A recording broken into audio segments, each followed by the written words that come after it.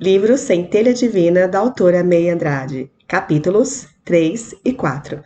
Capítulo 3, Ego versus Centelha Divina, como diferenciar os dois. O eu inferior, o ego, a personagem, o aspecto é estar. Já a centelha divina, o aspecto é ser.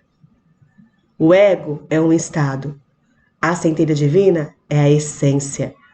O ego é mutável. A centelha divina é imutável. O ego é dualista. A centelha é unicidade. O ego peneira, separa. A centelha divina é uma espécie de cadinho, um instrumento que funde, que une. O ego é temporário. A centelha é eterno. O ego é uma personagem. A centelha divina é o ator. O ego é o estado mental. A centelha, consciência. O ego, racionalização. Centelha, intuição. O ego, o amor, é condicional, depende de uma condição. A centelha divina, o amor é incondicional, independente. Não se pode ignorar, fingir que o sentimento negativo não existe, ou até mesmo sentir raiva por ter um pensamento ruim. Não, a melhor saída é conversar com esse sentimento, com seu ego e acalmar seus ânimos, mesmo sabendo que o ego é temporário, é uma personagem, não precisamos negá-lo. Então, como tratar o ego? Como diferenciá-lo da centelha divina? A May, ela fala que é para tratarmos o ego como se ele fosse alguém diferente de você, é uma estratégia. É lógico que o ego, ele compõe também a sua versão aqui na Terra, mas quando você olha para o ego como alguém diferente de você, fica muito mais fácil você governar, você ter autonomia sobre o ego do que o inverso. Pois assim, separando-se dele, você também conseguirá separá-lo da sua centelha divina e identificar mais facilmente quem é quem. Então, nesse momento, quem é que está agindo? A minha porção ego ou a minha porção centelha divina? Por exemplo, a May, ela coloca a seguinte situação.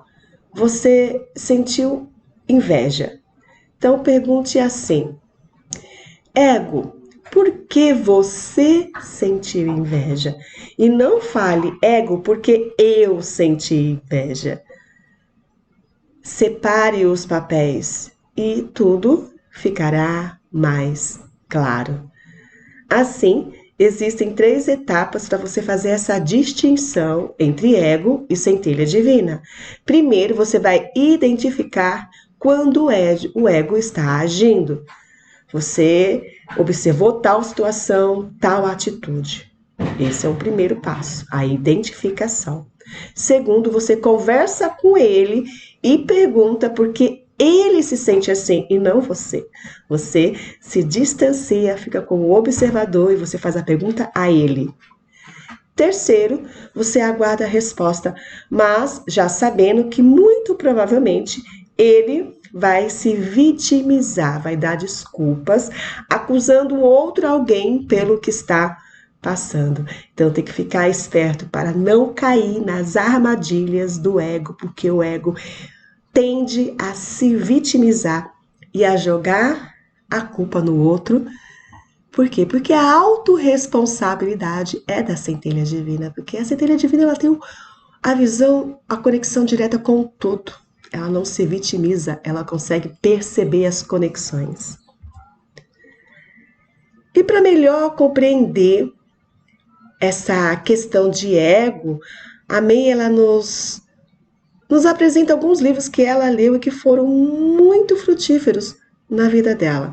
O livro 7 fala A Eterna Validade da Alma, um outro livro, Osho, o livro do ego, e um terceiro é O Ego é Seu Inimigo.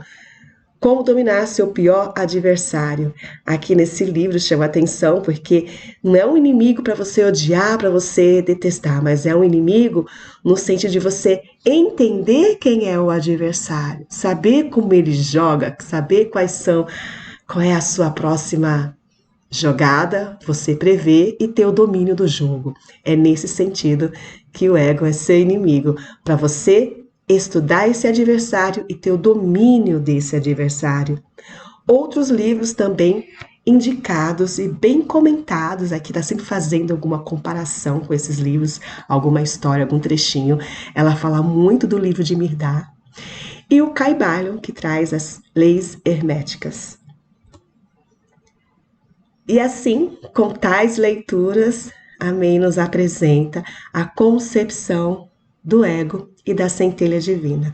Ela diz que nós, aqui na Terra, nós temos o nosso eu, ele é formado por 3 aspectos. Pelo ego, a centelha divina e o todo. Ela fez uma ilustração, eu compartilho aqui com vocês. No alto, aqui é o todo, esse sol, é uma analogia, uma comparação, temos uma noção. Depois tem a centelha divina, que é uma fagulha, uma parte do todo, é o nosso aspecto ser, eterno, a nossa essência. E aqui, essa parte, nosso eu inferior, que é a personagem, que equivale a apenas 1% de toda do nosso potencial, que é o aspecto estar. Eis aqui, então, a composição do ser humano.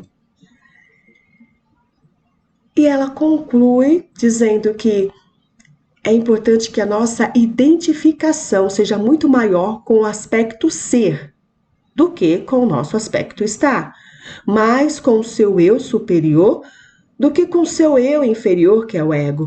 Esse é o segredo da verdadeira liberdade. Quem não se lembra desse episódio bíblico, no qual Moisés, diante de uma sarça ardente, pergunta o nome de Deus e Deus responde: eu sou. Esse momento revela o encontro de Moisés com a sua essência, com a sua centelha divina, ele tendo acesso à conexão, um alinhamento direto com o eu superior. Capítulo 4, Centelha Divina, a chave mestra. O alinhamento vibracional com a sua centelha é a chave para fazer fluir qualquer área da sua vida, porque conforme a gente viu naquele desenho, a sua potencialidade maior está onde? No seu ego? Não, está na sua centelha divina.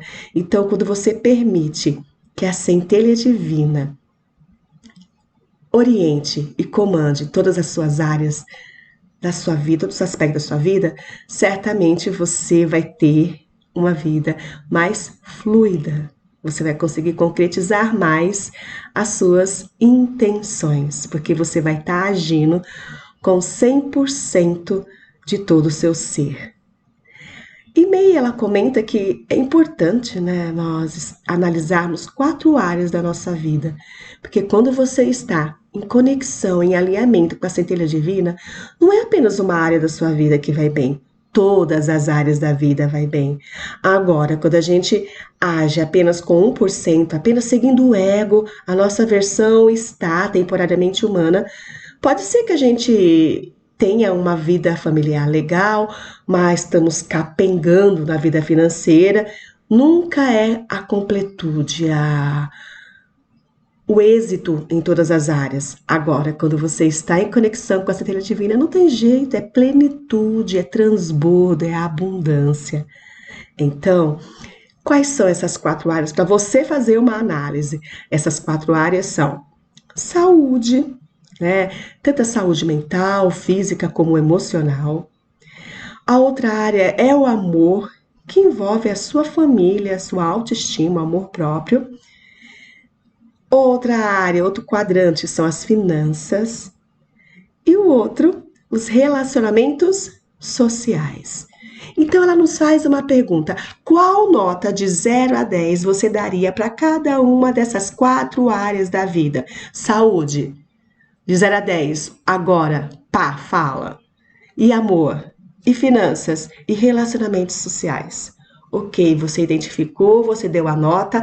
Agora, ela nos apresenta uma técnica de visualização para você já alinhar vibracionalmente com a centelha divina e já ir permitindo que ela oriente, que ela transforme todos esses quadrantes. A técnica é: você vai fazer uma respiração consciente, você vai inspirar e expirar lentamente, com calma, relaxar-se e em seguida você vai visualizar com riqueza de detalhes. Você vai abusar dos 5 sentidos, você vai colocar cor, você vai colocar textura, cheiro, você vai colocar até movimento e você vai visualizar cada uma dessas áreas da sua vida como sendo nota 10.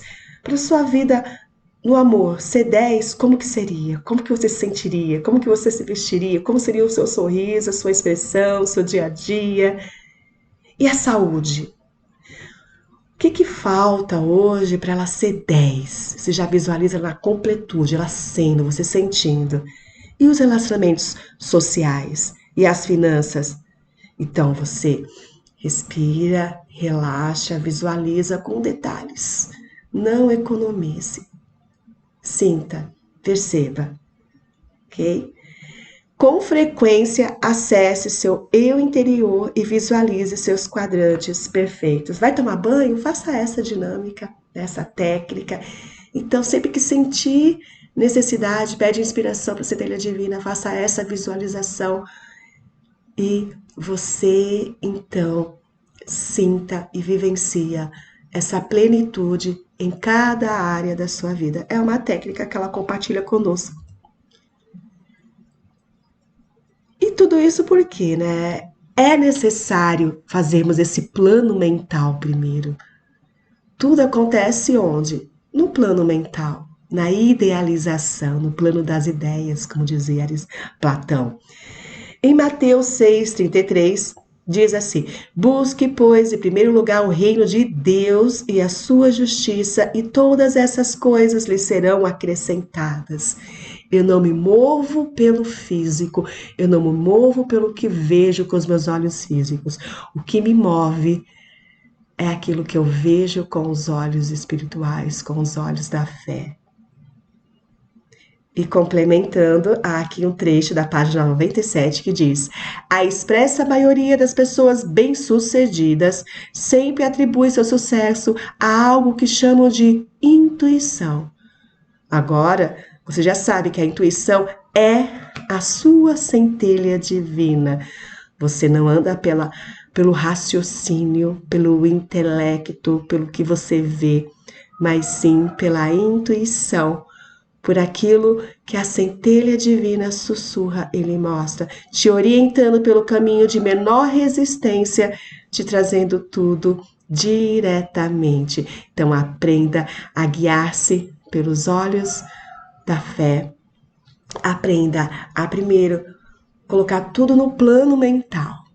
Porque quando se coloca no plano mental, já é uma questão de alinhar. Quando você alinha, aquilo que está no plano mental se manifesta no plano físico. Aquilo que não se manifesta no plano físico é porque ainda não há o alinhamento. Faça do seu alinhamento com a centelha divina a sua prioridade. Eis aí a finalização deste capítulo 4. Que isso seja algo para você colocar na sua mente, no seu coração. A prioridade. Qual é a sua prioridade? O alinhamento com a centelha divina. Então, olha, antes de ir para o capítulo 5 e 6, faça aqui a análise, faça uma análise dessas quatro áreas em sua vida: saúde, amor, finanças, relacionamentos sociais. Seja sincero. Depois, faça a técnica da visualização e a repita sempre que considerar necessário. Até o próximo capítulo.